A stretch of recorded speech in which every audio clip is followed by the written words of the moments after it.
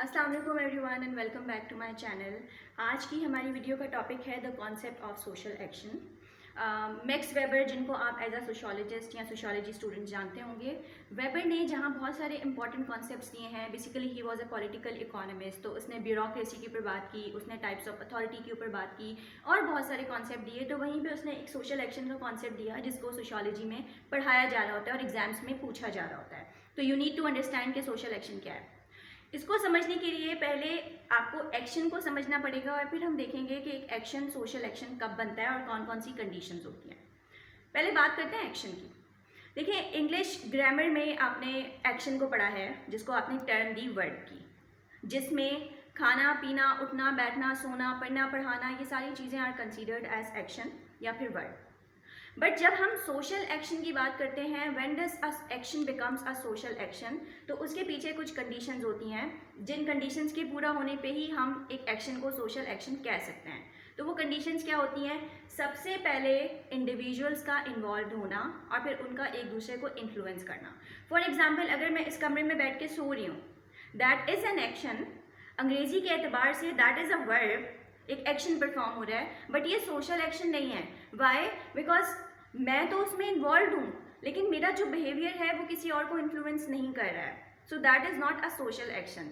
तो किसी एक्शन के लिए, सोशल एक्शन बनने के लिए सबसे इम्पॉर्टेंट होता है कि वो किसी और को इन्फ्लुएंस करे। फॉर एग्जाम्पल, अभी मैं जब पढ़ा रही हूँ, आप में से जो कोई भी मेरी वीडियोज़ को सुनेगा तो हम एक दूसरे को इन्फ्लुएंस कर रहे होंगे।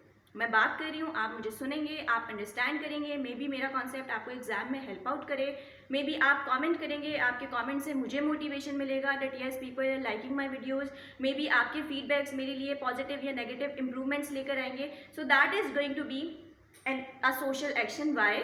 बिकॉज हम एक दूसरे को इन्फ्लुएंस कर रहे हैं। Second point is most important कि सोशल एक्शन तब कंसिडर होता है जब उसके पीछे कोई मोटिव होता है। देखिए, आप शेक्सपियर को जानते होंगे, आपको वो सारी कहानी पता होगी, स्टेज ड्रामा वाली। सो शेक्सपियर अगर मैक्स वेबर होता ना, तो वो अपने सारे कॉन्सेप्ट को सोशल एक्शन का नाम देता। हाउ? क्योंकि ये सोसाइटी भी एक स्टेज की तरह है एंड हम जो इंडिविजुअल्स हैं ना, we are actors. Why? Because we are influencing each other and हमारे एक्शंस के पीछे कोई ना कोई मोटिव ज़रूर होता है।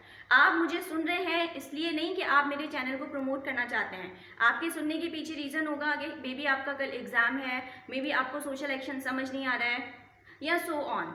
सो हमारे एक्शंस के पीछे कोई ना कोई मोटिव होता है जो कि मोस्टली हमारा पर्सनल होता है। ठीक है? सो हमारे एक्शन का सोशल एक्शन बनना तब पॉसिबल है जब उसके पीछे कोई मोटिव या पर्पस भी हो। और तीसरा इंपॉर्टेंट एस्पेक्ट है कि it is performed in a social setting. और हमारे आसपास जितने भी सोशल फिनोमेना हो रहे होते हैं वो सोशल सेटिंग में ही हो रहे होते हैं, क्योंकि हमारी सोसाइटी खुद एक सोशल सेटिंग है। ठीक है? जहाँ पर इंडिविजुअल्स मौजूद हैं और वो एक्ट कर रहे हैं और उनके कोई पर्पजेज हैं और वो एक दूसरे को इन्फ्लुएंस कर रहे होते हैं। सो आई होप आपको सोशल एक्शन का मतलब समझ आ गया होगा और आपको ये क्लियर हो गया होगा कि एक एक्शन और सोशल एक्शन में क्या फ़र्क है। एक एक्शन और सोशल एक्शन में ये फ़र्क है कि एक्शन किसी को इन्फ्लुएंस नहीं भी करता, बट सोशल एक्शन हमेशा तब सोशल होता है जब वो दूसरों को इन्फ्लुएंस कर रहा होता है एंड साथ ही इसके पीछे कोई मोटिव होता है और कोई सोशल सेटिंग होती है। आई होप आपको सोशल एक्शन का कॉन्सेप्ट समझ आ गया होगा। Thank you so much, keep supporting.